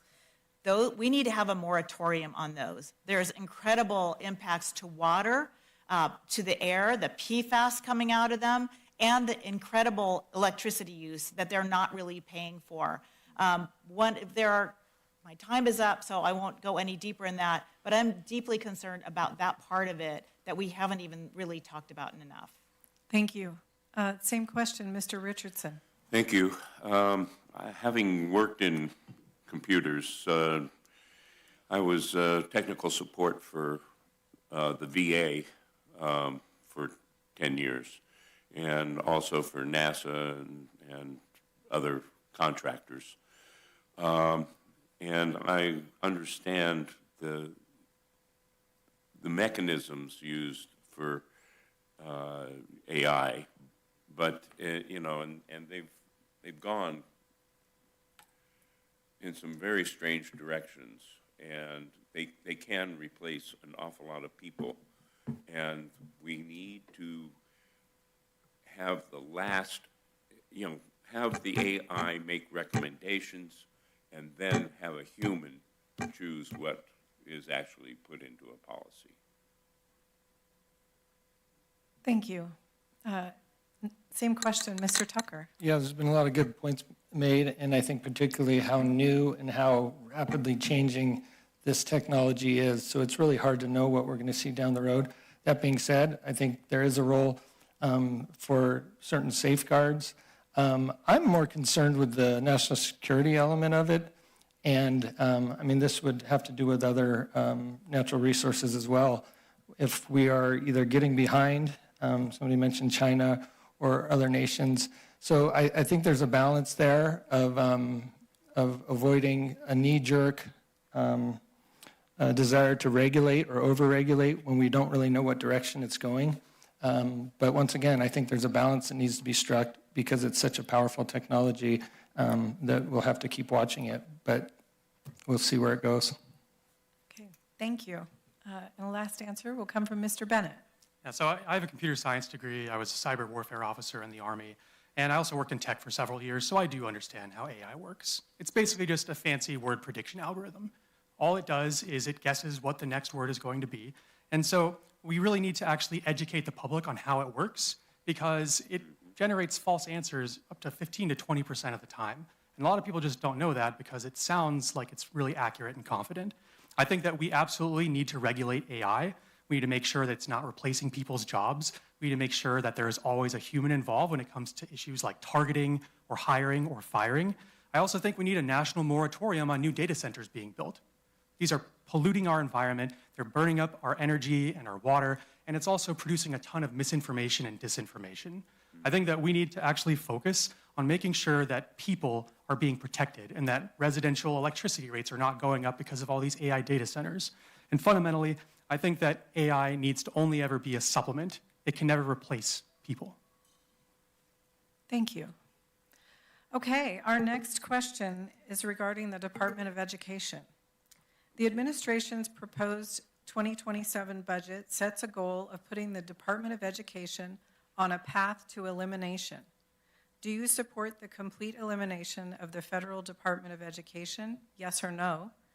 And in your view, what is the appropriate role for the federal government in K through 12 and higher education? Okay, and our first answer will come from Ms. Bish.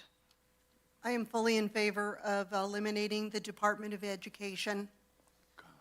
From its inception, we have seen test scores and education fall in the United States. In California, just in Sacramento County alone, math proficiency has fallen to 29%. Reading proficiency has fallen to 39%. That's not sustainable.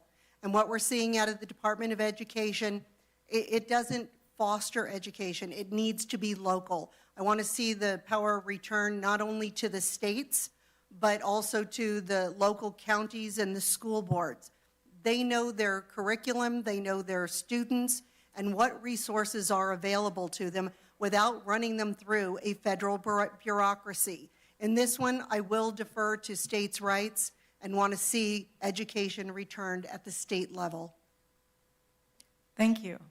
Same question, Mr. Cervantes. So I'm complete opposite. I believe that the Department of Education really should be receiving more funding. And I think that the reason that education has fallen is not because the Department of Education is not usable. I think it's because we just haven't really funded it enough. And I also think it's because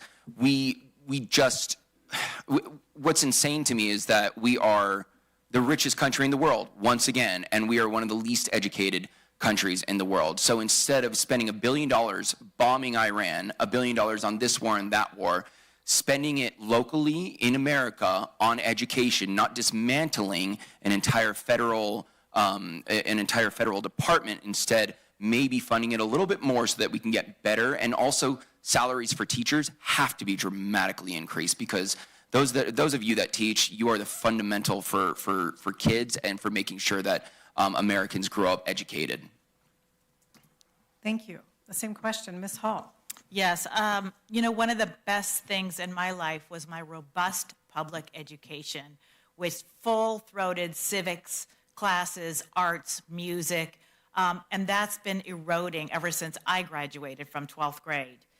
We need to reinvest in our public education system in this country and expand that investment into college as well. We cannot keep our democracy if we don't have an educated public, and we cannot move forward without basic standards that are set at the federal level to make sure every state must do their part to invest in our public education system. I'm also deeply concerned about our special education kids who have great needs and have been underfunded for decades. That needs to have a fresh look as well. Thank you. Same question, Mr. Richardson. Well, I was very happy to have had a state education in Florida, and we were a very good state at the time and ranked pretty high. And I think that we've focused too much on rote. And the thing is that we need to start training people to solve problems. How do we go about feeding the population that missed dinner last night? And how are we going to house all these people who are without houses? You know, and these are things that need to be practical, and people feel good about actually solving them. Thank you. Same question, Mr. Tucker. Yeah, I would, I guess, contest the idea that eliminating the Department of Education is giving up on education. And to the contrary, I think the money, the resources needs to be devoted at the local level. These are decisions that need to be at the local level, even with parents' input. The idea, I mean, we've seen it over and over again tonight, the idea of throwing more money, expanding these programs, expanding the system, expanding the bureaucracy, the outcomes don't improve. We've seen it in California. We spend more than any other state, and I think we're 49th in education and getting worse. So throwing more money at it, particularly at the federal level, is not going to solve the problem. I would advocate for more local control. That means local school boards. That means with the parents. Those are the ones that care, and that's how we're going to solve it. Thank you. Same question, Mr. Bennett. Yeah, Richard Nixon and the Heritage Foundation understand that the biggest threat to the ultra-wealthy is an educated workforce, which is why they have been attacking education for half a century. That's also why we passed No Child Left Behind, which started to force teachers to train to an arbitrary test instead of meeting them where they are. So I think we do need to fully fund and staff our schools. We need to reform how we allocate our education dollars to not be based on property taxes. We need to make sure that every student can get a high-quality education. We need to make public colleges, universities, and trade schools tuition-free as an investment in our future, instead of shackling students to endless debt. I think the role of the federal government should really be to ensure that there are some minimum standards so that we do have an overarching framework for how education works, but we shouldn't have teachers having to come out of pocket to pay for school supplies for their kids. And we also need federally funded and managed schools in rural areas so we don't keep losing them, because the biggest export in a lot of these counties is our young people, and everyone deserves to have access to a high-quality education. Thank you. The last answer will come from Mr. Barra. Thank you. I do support the Department of Education. Where I started my story is foundationally, there's nothing more important than investing in our young people and giving them a solid education. We're falling behind because we have gotten away from some of the basics. Too many kids are struggling to read, write, do basic arithmetic. We did move to an era where we were just teaching folks how to take a test, as though everyone was going to go to college. Those that want to go to college, we should adequately prepare them to be successful in college. But we got rid of wood shop, auto shop, metal shop, vocational and technical training. I had all of those when I was growing up and going through junior high and middle school. We should also train folks to enter the workforce so they can have that dignity of work, so they can enter the trades if that's what they want to do. That's slowly coming back, but that is going to be vitally critical in the future. So I would also, again, put back in a lot of the vocational technical training and, you know, have the teachers and pay the teachers what they deserve. Thank you. Okay, I think this may be our last question. This is on foreign policy, NATO, and Ukraine. President Trump has initiated significant shifts in the U.S. relationships with NATO countries and Russia. What is your position on maintaining our NATO relationships, and how should the U.S. navigate its relationship with Russia in light of the ongoing conflict in Ukraine? And the first answer will come from Mr. Cervantes. Yeah, I mean, unfortunately, with the current administration, good Lord, the relationship we have with NATO, a very, very necessary relationship that we need, is almost non-existent at this point. I mean, we almost forcibly took Greenland, which Congress didn't really do much to go against President Trump to do. The fact that Trump pretty much loves dictators, aka Vladimir Putin, and others, is just insane. So especially when it comes to Ukraine, We definitely need to provide more funding for the defense of Ukraine, because when Ukraine goes, then so does the rest of Europe. And people have kind of lost sight of that because of what happened with Gaza, because of what happened with Iran. But like the Pope said recently, I'm not the Pope, God, that was horrible. The King of England, sorry, big difference. The King of England came and spoke to Congress, and he said specifically as well that Ukraine really needs our help and our support more than ever, because people have kind of lost the attention span when it comes to Ukraine because of the other things that President Trump has done in order to cover up the Epstein files. Thank you. Same question, Ms. Hall. Thank you. As someone who has a bachelor's and a master's in international relations, I have watched with horror as these long-established institutions have been destroyed by this administration, wantonly, without thought, without intelligence. The NATO organization has been responsible for 35 to 50 years for keeping peace in a huge part of this world. And its destruction is going to create additional wars as we move forward. With regard to Ukraine, Ukraine has been the bulwark against Russia for so many years, and we've allowed Russia to continue to abrogate its international law by encroaching on Ukraine. They are the bulwark for democracy right now. I am absolutely committed to continuing to work with Ukraine, to continue to fund them, and to make sure that they are able to maintain their sovereignty. Thank you. Same question, Mr. Richardson. Well, we started the war in Ukraine. We moved out a corrupt government and replaced it with a more corrupt government. But that original government was trying to become neutral, and we couldn't have a neutral Ukraine. And so we put in a fascist government. And the idea was to put missile base on the border of Russia to give them no time to react to a launch. This is the missile, the Cuban Missile Crisis all over again.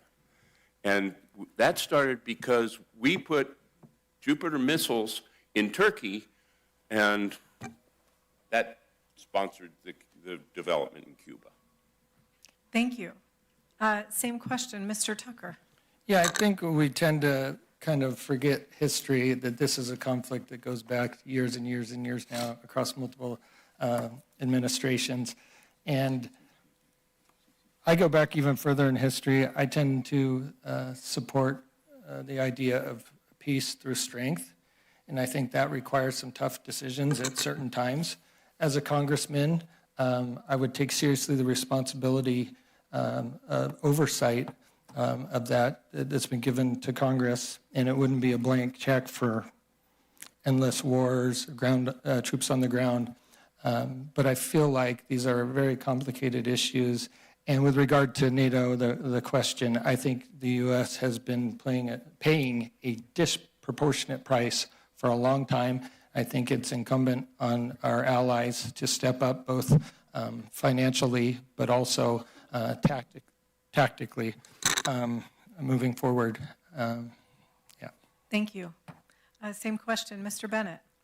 I mean, NATO was created as the post-World War II New World Order to actually preserve American power. So we always paid more because it was our objective.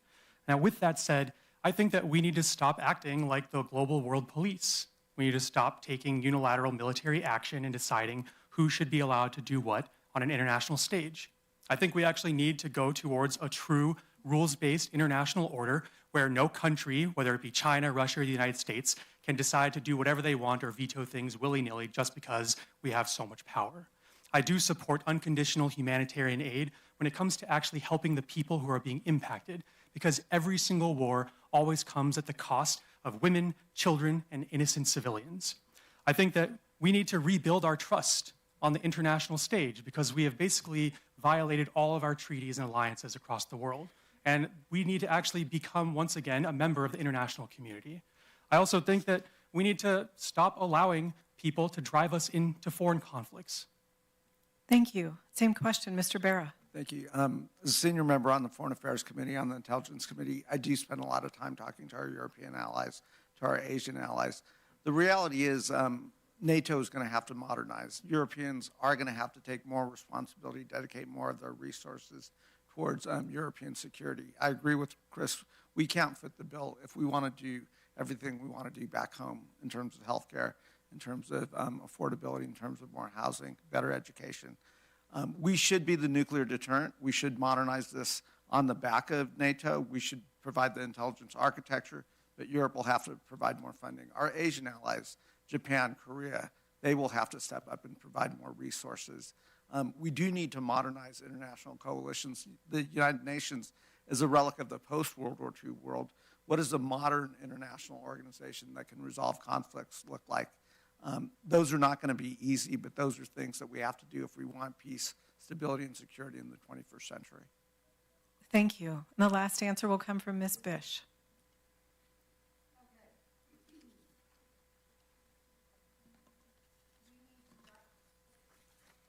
I believe we need to dial back our role in NATO, at least as far as Ukraine is involved.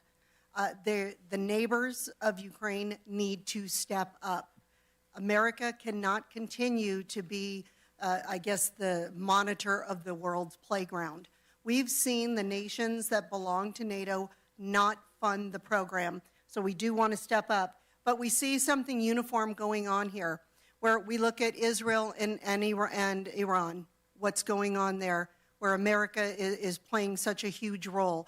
Same thing in Ukraine. We're seeing this with China and their neighbors, where we're the ones trying to referee all this. And it is empowering each one of these organizations, whether it's NATO or the UN and their members, to step up and manage each region of the world with our support, but not with our leadership.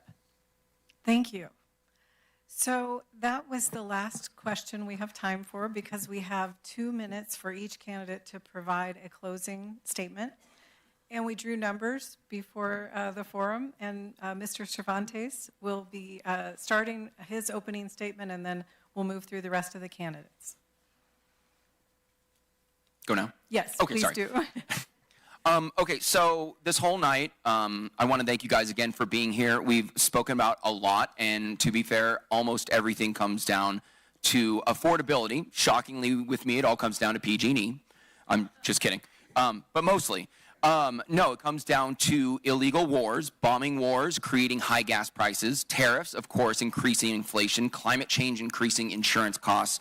But what I did actually like is that I shockingly agreed with some things from my Republican counterparts, where we actually do have common grounds on things. So let's say that the House and the Senate are not both by Democrats and Republicans. You can actually get stuff done because there is common ground on some of these things. And I think we forget a lot of politics because we believe that, oh, I'm Democrat, I'm supposed to hate everything you stand for as a Republican. But there are things that can get done. I will also say that almost all current congressional Democrats, that once Democrats have power again, will practically do nothing as usual. And so we need to vote in fresher, new blood.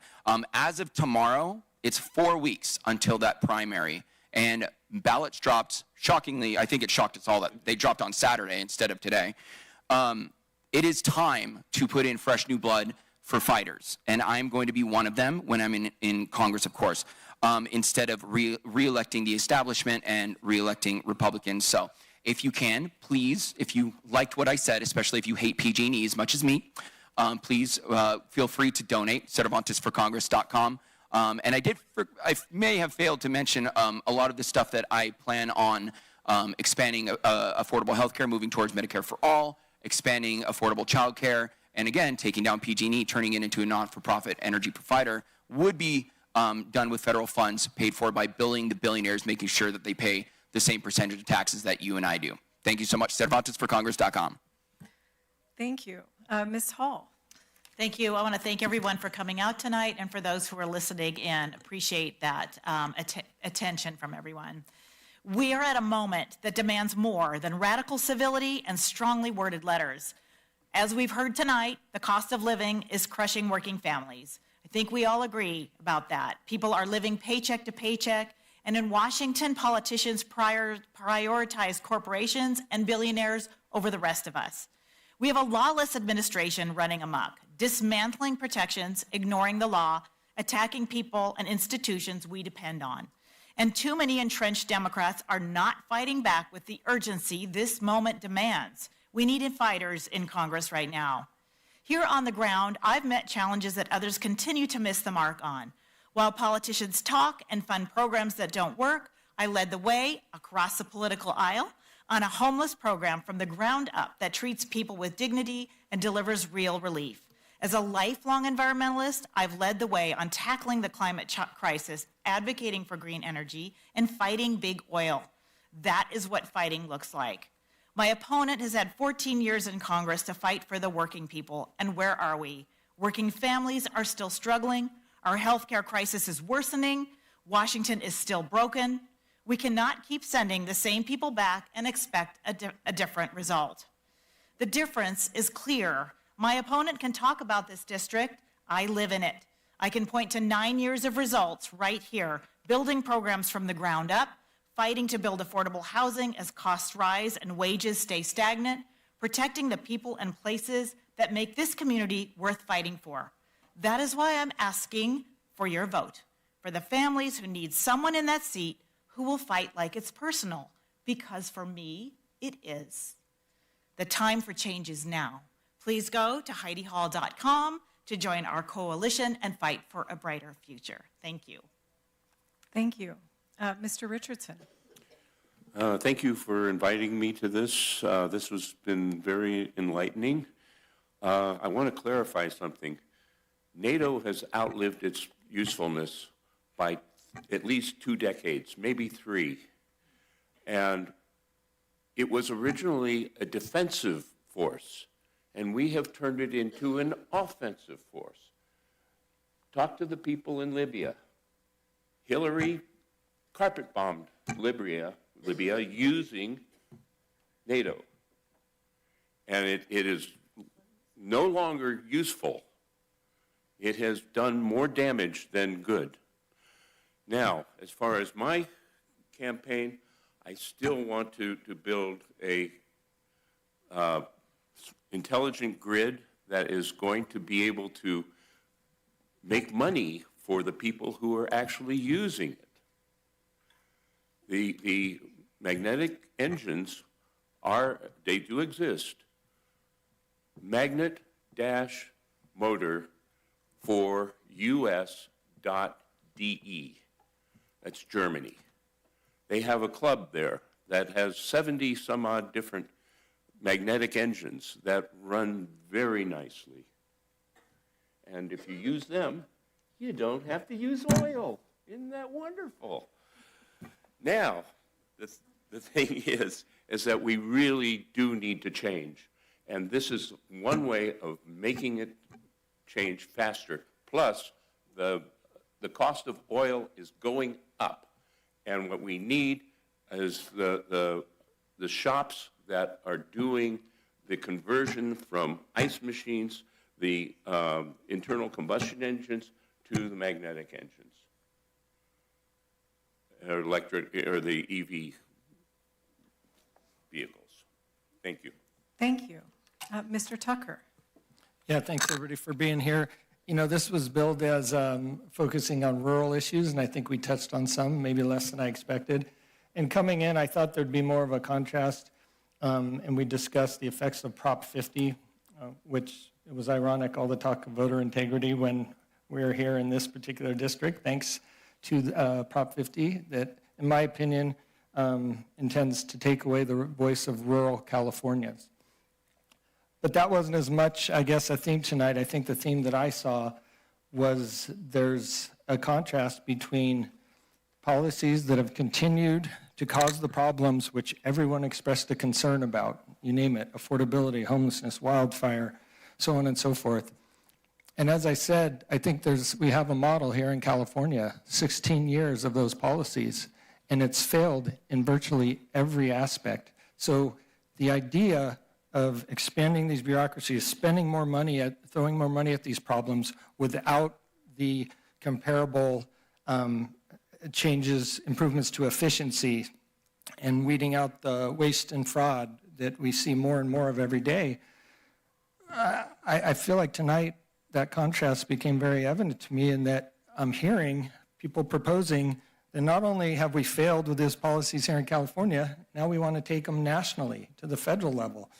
And it's not often in other areas that we have such a clear example of how those failed policies impact, once again, every issue, and ultimately impact the people of this district on the ground, the cost of living, so on and so forth, the public safety. So it's been beneficial to me tonight to see that contrast, and I look forward to continuing the conversation. Thank you. Mr. Bennett. This is an existential moment for our democracy. The stunning concentration of wealth in the hands of an elite, unaccountable few is a direct threat to every ideal we hold dear. We're watching the decimation of labor and human rights, with attacks against our rights to organize, the stagnation of wages at every level, and even the Constitution itself. The president tells us there's no money for food, infrastructure, housing, healthcare, childcare, or education because we have to spend it on wars, while Congress abdicates its constitutional duty. DOGE and the Big Beautiful Bill have gutted the social safety nets, providing basic needs that generations fought and died for, all to give even more tax breaks to the wealthiest people in human history. The Supreme Court has gutted the Voting Rights Act, Roe versus Wade, the Chevron Doctrine, the concept of judicial precedent, and through Citizens United, equated money to power. Now, the cost is more than we can bear, and we're told by corporate media and politicians to blame immigrants and trans people instead of the decision makers and policies that are actually responsible. Our political system is failing to meet our most basic needs, and there's no guarantee that future generations will even inherit a habitable planet. It's time to reverse course and to re-embrace our democratic principles and values. We all have more in common than separates us. It's not red versus blue, it's not us versus them, it's top versus the rest of us. Our grassroots campaign is nothing without your support. We have hundreds of people organizing across the district who understand that taking action now will build the world we deserve. That hope for the future is what fuels our campaign. So join our movement, help us take back our democracy. And you can also read more about our comprehensive platform at bennettforca.com. That's BENNETTFORCA.com. Thank you. Thank you. Mr. Barra. Great, thank you. I want to thank the folks that showed up here tonight to meet all of the candidates that are running in CA3, the folks that are online that are watching. I also want to thank the folks that are running. It is not easy to put yourself out there, but it is imperative to our democracy to put yourself out there. I have had the privilege of serving in Congress now over the past decade, serving the folks in Sacramento County. The most important part of this job is to stand up for your constituents, is to be there to help those constituents navigate the federal government. I am proud that we've helped close to 40,000 individuals navigate the immigration system, get their IRS benefits. That is core to the work, and that's the best part of this job. We've gotten hundreds of millions of dollars to Sacramento County for the airport, for infrastructure projects. That is also a core part to get those resources and bring them home. But as Chris said, we are at a seminal moment. We have a rogue president that has broken government. But it didn't just start. It's been moving in that direction. I don't think radical civility is a bad thing. I think we do have to learn to work together as Democrats and Republicans. I'm a reflection of the district that I represent right now, and the reason why I'm up here is I'm excited to have a chance to represent the folks in Nevada County. But I have to accept that those folks that are getting elected in other districts are reflecting those constituents that they represent. I'll use Marjorie Taylor Greene as an example. She's been elected and reelected until she retired. So if we don't learn how to work together, if we don't fight for those basic things, food, shelter, clothing, a chance at the American dream, we're going to continue to rip ourselves apart. We have to make Congress relevant again. We've got to give power back to the committees, to the rank and file members to do the work. Too much power in Congress is concentrated with leadership. That's both in the Democratic and Republican side. If we want this institution to work, we've got to give it back to the representatives and give it back to the people. Thank you, and I'd love your support on June 2nd. Thank you. And our last closing statement will come from Ms. Bish. I want to thank everyone who joined us today and took an opportunity, regardless of your political persuasion, to listen to both sides of the argument. But this race boils down to national security and an understanding of our unique district. Now, we know with Prop 50, this district, District 3, was not drawn to serve the people. It was an argument between politicians and who won and who didn't. Because that's why we have South Sacramento, Florin Road, Lemon Hill, that area down there that is drastically different from Grass Valley. And when we get into Lake Tahoe and the unique issues there keeping Tahoe blue, we have to understand that whoever represents us in Washington has a fundamental understanding of our entire district, and that we're running to represent all people, not just Republicans or Democrats or what organization you belong to. Now, when we talk about the national security issues, we don't want to regurgitate with what's wrong. We want to come up with solutions. And that's why I've authored the Wildfire Act that helps not just our district, but it helps other states like Georgia that are facing fire issues. We need to reform how we fund higher education.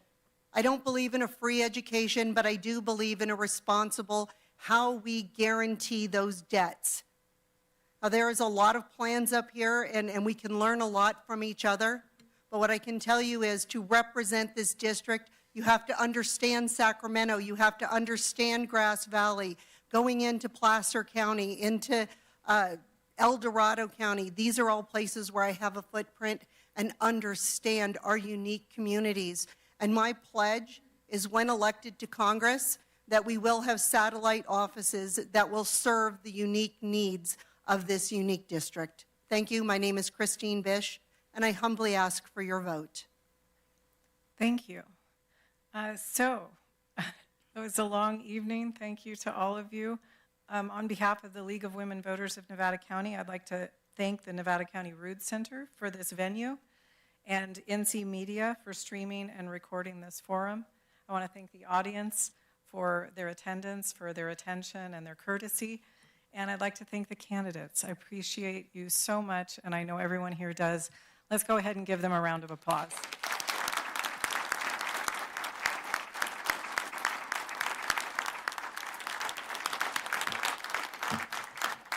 Thank you, everyone, and have a good night.